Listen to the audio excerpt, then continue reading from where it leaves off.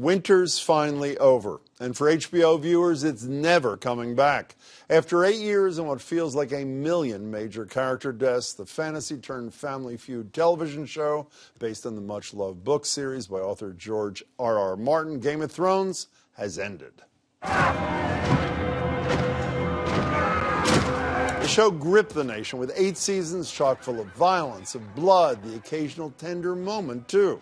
And last night, 19.3 million people tuned in to watch the series finale of the decade-defining show, complete with dragons, giants, dwarves, and, spoiler alert, Trump, who finally took the throne. We have no border.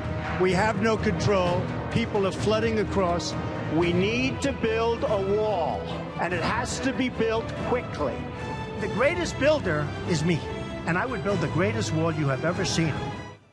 Just kidding, of course. That was the work of a clearly dedicated fan. Perhaps it was Trump himself who's proven his love of the show time and again, like when he tweeted this before imposing economic sanctions on Iran back in November, then took it a step further when he put the image on a poster to display during a cabinet meeting.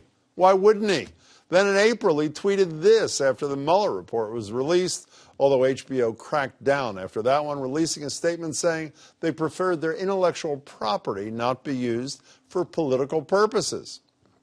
But if he can do it, I can too, right?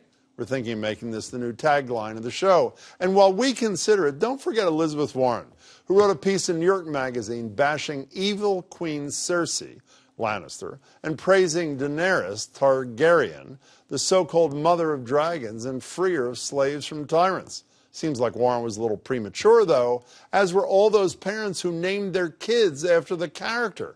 Because in the episode before the finale, the Dragon Queen burned down an entire village and set the internet ablaze, too, where enraged viewers turned to vent their anger about the plot twist. In fact, over 1 million people have signed a petition called Remake Game of Thrones Season 8 with competent writers asking for a redo, much like Brexit or the 2016 election.